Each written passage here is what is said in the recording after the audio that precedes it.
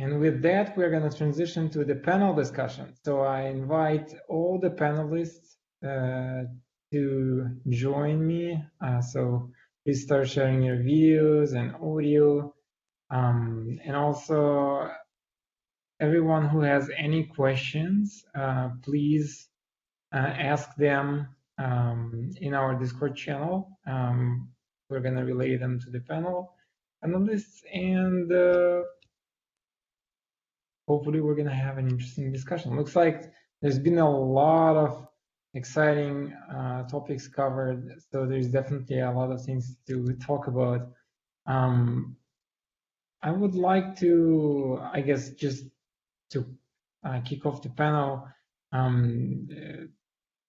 ask everyone about, since you pretty much work on different parts of the DevOps spectrum, some on a bigger scope, some on a smaller scope, but you definitely approach the space from different angles. So I wonder, what's your take on the biggest challenges for adoption of the continuous delivery best practices, or implementation, practical aspects, like basically any type of challenges that you see, and maybe some of the suggestions you have for tackling them? I'm happy to start with that, if that's okay. Yes, please. So I think there's two ways to look at that. There's kind of the tactical way, which is, what are the common failures? What are the common, hot spots when you go into an organization that you need to look at? And that's usually about people aren't very good at automated testing. They're not very good at infrastructure as code, and they're not very good at requirements. And those are the three kind of key bits that I tend to get involved with helping people to fix as a starting point. But the much broader issue, the real underpinning issue, is that I think that to do this stuff well is a significant paradigm shift. This is a completely different way of thinking about software development. And not everybody, not even everybody that talks about as being continuous delivery people, get it. And it takes a big effort to get people to start thinking about what they do for a living and the way in which they work differently. But I think that's what is required. And fundamentally, I think it's about working to optimize for fast feedback so that we can learn more quickly, and working to compartmentalize complexity so that we can deal with solving problems in pieces rather than trying to understand the whole thing. And fundamentally, at its heart, it kind of boils down to that. And everything else are kind of the tools of the trade to try and make that work. And it requires organizations and teams and individuals to think really differently in pretty much every role that comes anywhere near software. So it's different for the way that, to do it, to my mind, to do continuous delivery properly, you've got to, if you're a developer, you've got to embrace automated testing as a everyday natural part of your work, and you've got to become comfortable with designing systems, growing systems, evolving systems, piece by piece by piece, rather than designing them up front and then trying to build them. That's a big change. If you're a tester, you've got to relax some of your control of that and give it over to the developers, because it's part of driving development, and you do different things. You're not going to be looking for defects, you're going to be exploring and doing kinds of tests. If you're a product owner, it changes your role. It changes everybody. So I think that's the really hard part. But the technical stuff you can start with, and you can start making improvements on.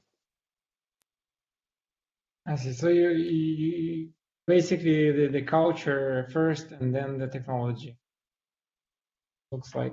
And not always. Sometimes by circumstance, I think you have to start with the technology, but the culture is what really matters. To really get to be good at it, you can make small inroads by addressing the technological problems, but you don't get the real big change without addressing the cultural problem. Yeah, well, I mean, I guess there is definitely a connection to technology and organizational structure, and potentially even culture, because of the Conway's law. So I wonder what, like, for example, Andreas's experience with open source tooling like the Captain, and how this technology impacts the culture of the organization, their perception of the value of continuous delivery, their ability to define the metrics and measure them properly. So before I go on to talk a little bit about Captain, I think I want to say something that I've noticed in a lot of conferences when you have organizations going on stage and talk about their magic transformation.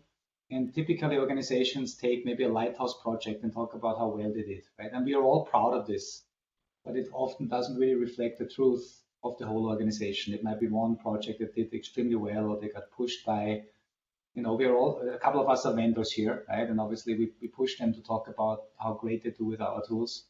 And that's great as a first step, but it still doesn't mean that the whole organization has completely changed.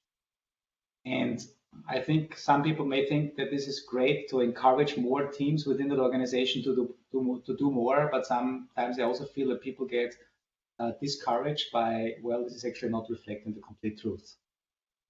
So I kind of want to, I don't want to kind of, make this as a negative discussion, but I think this is just the way it is, right? Now to the positive thing, right? We need to make things better and easier.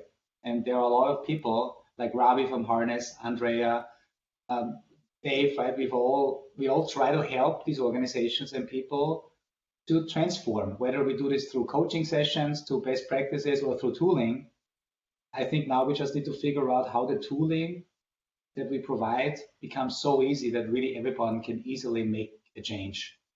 And Taras, you brought up a question after my talk about standardizations, right? I would love to push SLIs and SLOs, but you're right, we need to come up with better standards and then also build tools around it that make it very easy. I know, Ravi, with Harness, you made a very great statement earlier. You try to take that complexity away from people because you're doing a lot of things automated. That's already helpful. But I still think we all, as a community, need to do more to make it as easy as possible for people to go into continuous delivery, right? I think we have to design our solutions like a consumer product. It has to be so easy to use that people simply cannot make a mistake. They can just, make things better. And with Captain, to conclude my thought, we're just at the very early stages to solve a couple of problems with Captain, right? And hopefully some people will pick it up and will help us to make Captain a product or a tool that can help people. But for that, we also need feedback. And I know a couple of random thoughts, but this is kind of my thoughts to this topic. Yeah, this is definitely very interesting, and especially the point about making things easier. I mean, it's like with the API design, you want to make the right thing easy and the wrong thing impossible, or at least as hard as possible. Yeah. And so I guess this transitions into the question, I guess, for Andrea, maybe in terms of easiness and providing this package solution. There are different ways to do this, and one of the interesting ways that we are trying to explore internally is, for example, defining maturity models, where you essentially define the levels of the maturity for each of the teams, and each level is associated with a set of tools or techniques that are most useful for that level, because you don't necessarily want to implement all sorts of extra verification techniques, like maybe fuzz testing or load testing for something that is just a prototype that you're just exploring the market. You haven't found the market fit and you're still trying to build the right product. For that phase, you may need maybe shift the balance towards making things faster. You still want to have tests, but again, that maturity model is going to define the thresholds that for example, your tests have to run really, really fast, because otherwise, if you have slow tests, then the feedback loop is going to be slow and whatnot. So anyways, back to what I was talking about, the maturity model. So once we have the maturity model and a set of the techniques and practices, we can essentially provide this product with all the features and best practices turned on for that level when you define your pipeline. So it's a higher level of abstraction. You don't have to think about, low-level things like, so some of the SLIs are technical, like, maybe a throughput or error rate, something like that. And some of them are more business-oriented, like, the revenue or whatnot. Those kind of things you probably won't be able to infer just from the infrastructure. But for technical ones, you can infer them. So it would be nice if you could just find them automatically based on the maturity model. So I wonder if Andrea has any thoughts about, maybe using, it doesn't have to be a maturity model, but something maybe like that to automatically provision the pipelines with all the defaults, convention over configuration, basically, for that level of maturity, and then just let the customers enjoy the unified pipeline without a whole lot of optimizations and flexibility. Because essentially, every time you have a knob, every time you have a flexibility, you first of all lose some control over your architecture, just because it sometimes becomes harder to optimize things and change things under the hood. But at the same time, you also are offloading your decision to your customers, which is basically you're removing the value from them, at least some part. So I wonder if Andrea has any thoughts about this. Yeah, that's an interesting thought. I mean, from Tecton point of view, I guess we try to standardize a bit in a different direction. So to provide like the Lego, the building blocks, or to enable people to build the building blocks that you can use, that you could use to provide this kind of pipeline that you were mentioning, that you could tune. You have different level of tools for different level of maturity, and you don't want everyone to be an expert in all of these. So if you have a tool that is more has expertise to build tools to do more complex type of testing and to collect the metrics that you need from that kind of testing, you don't want this expertise to be in all projects. So within an organization, having their teams being able to produce tasks or pipelines that solve this problem and distribute them across the organization, I think it's the type of approach that we're trying to enable with Tecton. And it's, but it also requires, for it to be successful, it also requires, organizational alignment and maybe cultural mindset. Because what I've seen happening is that even though you provide the building blocks, the ability to create reusable blocks, it's not so easy to do so. And you end up seeing a lot of people building like huge bash script embedded in YAML, which is exactly what you don't want to do, because what we're trying to do is with Tecton is actually the opposite. You want to have like a declarative pipeline where you can see all the blocks and build the tools around it so that you can actually swap the blocks easily and have control on the inputs and the outputs and the events that are generated by each of the block. And so it's what we're trying to do is really work hard in making the reusability model compelling and enables to really team to really create these building blocks that can be useful and ported and reused easily within organizations. Apart from this, I mean, we have an effort in terms of catalog and hub, which is also, the idea is to go beyond organization boundaries. So we have a community maintained catalog where we have some tasks that can be discovered. And we have a hub, which is an API, and think about like Docker Hub. So the idea is to have a way for people to easily discover tasks. And if you think I'm just prototyping a new project, I don't want to invest a lot in building a huge CI/CD system infrastructure around it. Like you were saying, I just want to have a limited effort. And if you have a hub where you can just search and get the task to to run your unit test for the language that you're using, to do your basic unit testing, your linting and your build and everything that you need out of the box. You just need to put them together. That should enable teams to gain velocity and do what they need to do for like a smaller, low maturity project quickly. I'd like to jump in, if I may, for a sec. Yeah. I think there's an interesting point here, and I think that I'm in danger of offending everybody else on the panel because I know you're all kind of tool centered, and the tooling, of course, is important.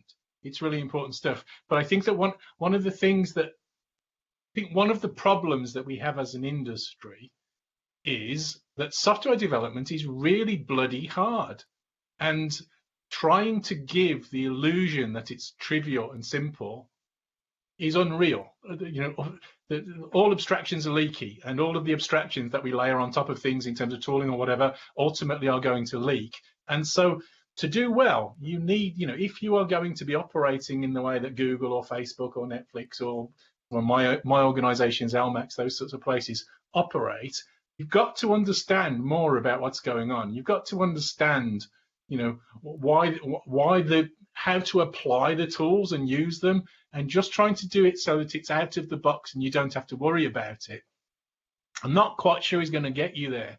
So I'm really interested in kind of the I don't think our industry's grown up very much, and we're not very good at discarding bad ideas and learning. We don't operate engineering thinking very deeply and all those sorts of things. And I think those sorts of things are important to get us into a position where we can really take advantage of the kinds of tools that we've been talking about and apply them. And I think the organizations that are flying are doing that. They have people that are thinking in those engineering terms. When we get people that are just looking to, out of the box, have some magic continuous delivery deployment pipeline working, probably is not going to ever happen quite like that. The tools will get better, and for sure, but it's never going to be simple, because software development isn't simple until the robots are doing it for us. I think one good point to bring up, like I really like the points everyone in the panel brought up, is that from a software engineering, like most of my background's been in software development, you kind of live life like 2 to 4 weeks at a time in a sprint. And a lot of what continuous delivery is trying to solve actually can't fit into a sprint, right? There's like long-term goals that have to be achieved. Like Dave Farley, you brought up, like it's a cultural shift.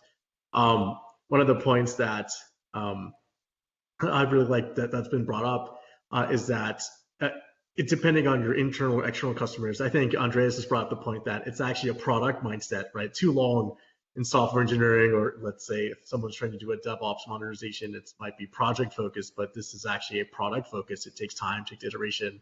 And also I should have grabbed a glass of wine. I ran out of Diet Coke, so if I start dozing off, we'll transition to happy hour with the slide of the hands. These are excellent points. And yeah, sorry, please go ahead. Maybe say something to Dave's point, maybe also not challenge you, but ask you a question.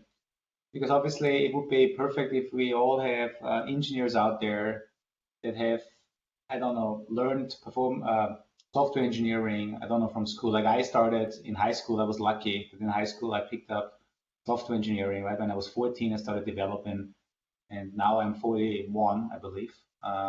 So I've been doing this for a while, and I still think I'm not knowing everything perfectly well. But then I see people, and they're really good people, but they look at a couple of YouTube videos on like writing the next mobile app, and then all of a sudden they think they are great software developers, and maybe success of their first app gives them justice.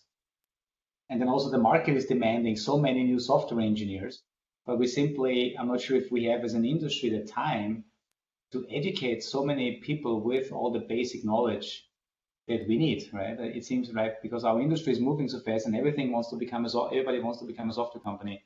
So my question to you is, do we have the time, or do we need to kind of slow things down? Can we slow things down to actually, give people time and educate them better? Or because it is a challenge, right? It is. I think it's a great challenge, and it's a great question, and it's a question for our industry. I think I think that one of the things that probably has to happen at some point, and this is, I don't know whether this is fashionable or not, but I think we've got to recognize that there's division. If you're building, I don't know, an operating system or a messaging system, or, you know, a Google search engine, or, you know, some you know, the self-driving car systems for Tesla or something like that, that's probably a different to writing a CRUD app, you know, CRUD web application in, you know, Grails or something. And it's not about the technology, it's just about the scope of the problem that you need to think about. That, you know, that there's different scales of engineering. I think that one of the things that we have failed at as an industry is rejecting bad ideas. We're a fashion industry, and largely we flip about based on, you know, cool ideas rather than deeper thinking. And so part of this is at the forefront of my mind because I'm writing a book about software engineering, and I think that that's, you know, I think of continuous delivery as an engineering discipline. I think that in the genuine sense, in that if you practice it, it amplifies your ability to do a better job. And so, you know, so I'm interested in what other things that we could do like that in software development. And your point is interesting. I know Bob Martin's not in a very fashionable place right now because of his Twitter profile, but one of the things that he said that was interesting is that if you look at the average age or the average tenure of a software developer, it's 5 years. So 5-year experience is the mean, which means that our industry deeply lacks experience. It means that, you know, the vast majority of people working on software have very little experience of it, really, realistically. 5 years is not really very much in our career. And so that's a problem. We've got to find better ways of using the people that know more, that have, no more is the wrong word, that are more experienced, so that they can share their experience. So things like pair programming and, you know, all of those sorts of things where you can spread learning are important tools, I think, to be able to do some of this more cultural stuff.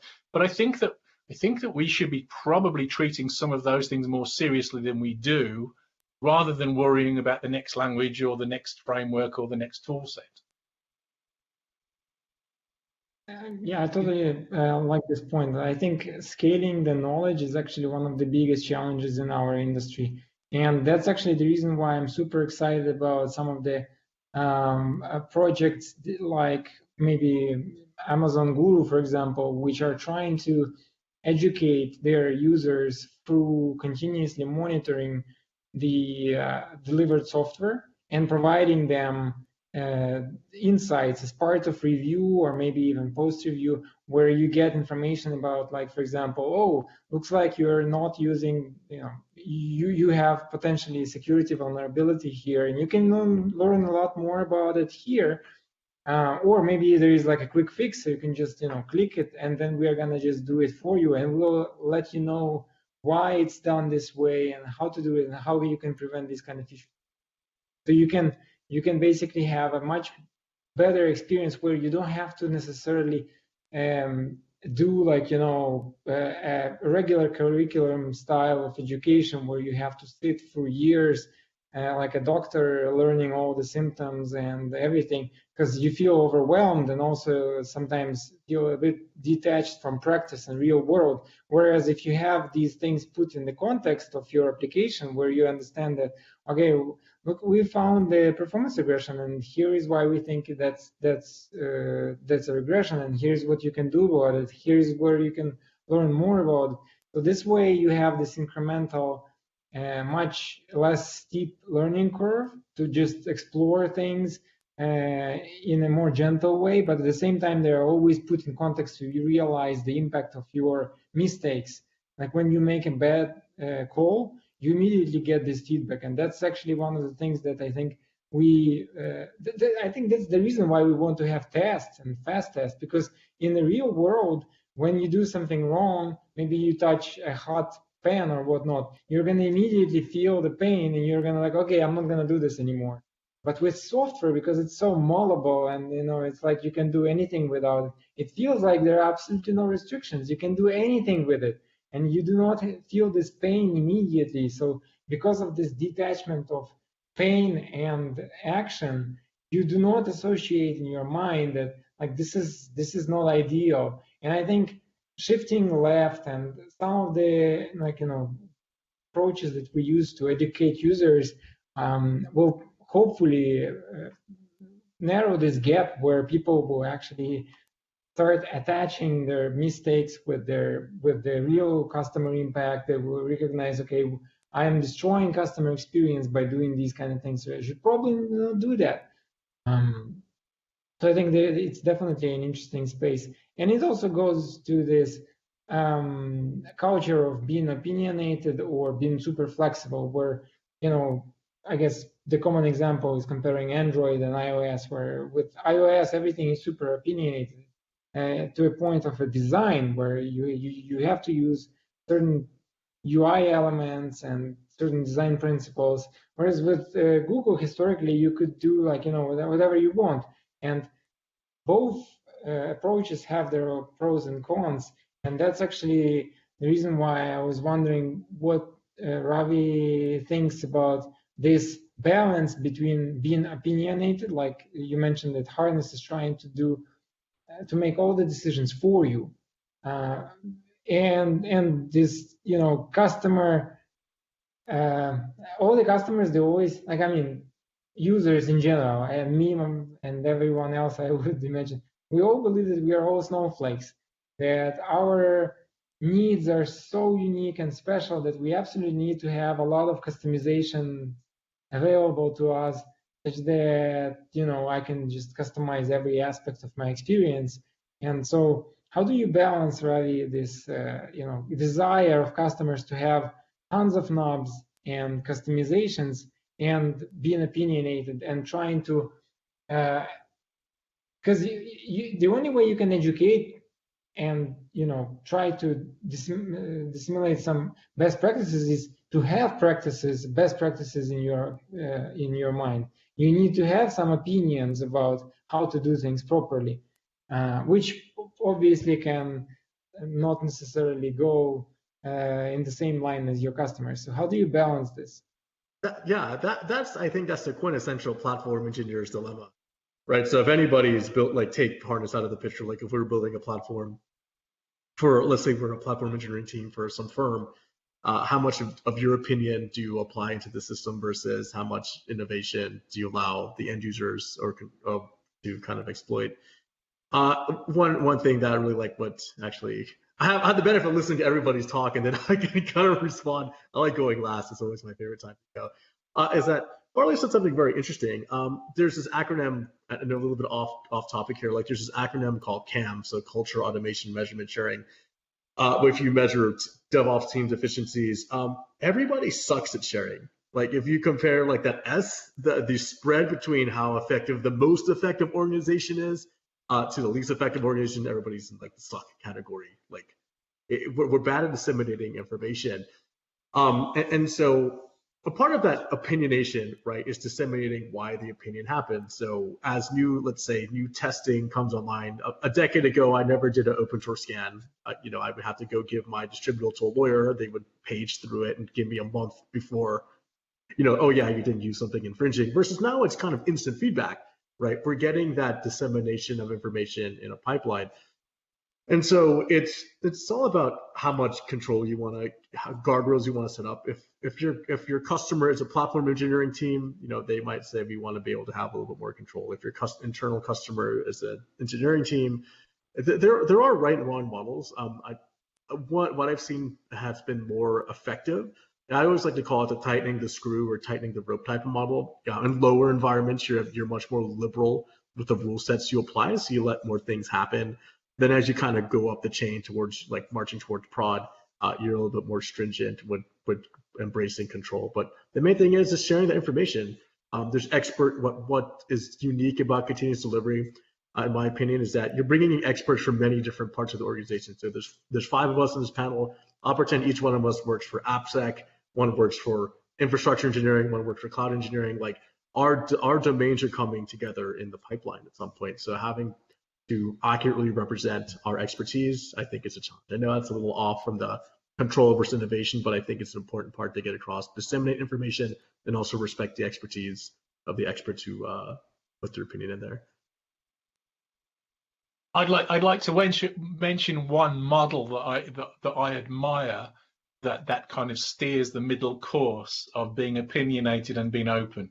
I started working for myself about 6 years ago, and at the time my ambition was to do enough consultancy to pay myself so I could do some software development, and I was going to build some tools, and building the tools never happened. But part of my goal was to try and do what you just said, was to build tools, and I like opinionated software. So I wanted to build some really opinionated software, but that would quickly get out of your way if you differed with the opinion. And I think the example that most comes to my mind, that was in the back of my mind when I was thinking about that originally, was Gradle. Gradle is fantastic if you're from a Java background. If you want to build system and you're willing to just take all of Gradle's opinions, you can have a whole build system in one line of code. That's pretty good. That's pretty efficient. But if you want it to get out of your way, it's got a rich domain model that allows you to just kind of take the bits that you want and override all of the bits that you don't want. And it's really powerful. So I think that the software should be more like that. I was involved in specifying product for ThoughtWorks when I worked there, that was going to implement deployment pipelines, and ended up being called Go. It was their CD product for a while, and it disappointed me because it wasn't opinionated enough. I thought it should have been stricter on out of the box, just saying this is what your deployment pipeline is, and if you want something else, you can get out of the way, you can override it, but out of the box, it's going to give you what I think is a deployment pipeline. And I think we could probably do with a few more tools like that, but they do need to get out of the way as well. Yeah, I think this culture came from mostly Ruby on Rails. I think popularized the idea of convention over configuration. Then it was adopted by a bunch of different tools. Like in Java, it was Gradle, but there was also Rule from Spring, which was heavily relying on conventions. And these days, I think most modern tools, like even Rust, for example, with their cargo system, you also don't need to specify where your source is or whatever. Like you just run cargo run or cargo test, and it just knows where to look for things, so you don't have to specify anything. So yeah, this is definitely an exciting trend. And I think also Rich Hickey is a huge proponent of, just doing a lot of design and making decisions for customers such that system goes out of the customer's way, and just provides really, really good defaults. And so it makes decisions for you.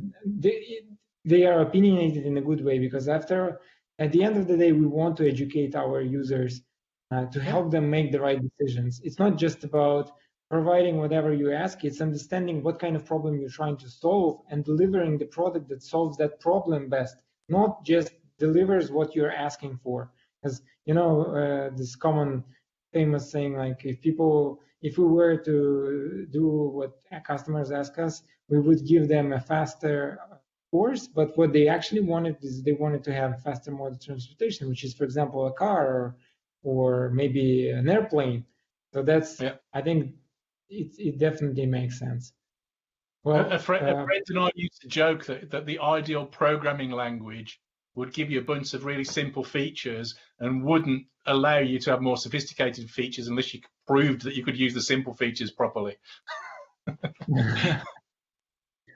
Yeah, that makes sense, definitely. Hopefully we're going to have one. Maybe there is one, actually. These days there are so many languages. So that would be great.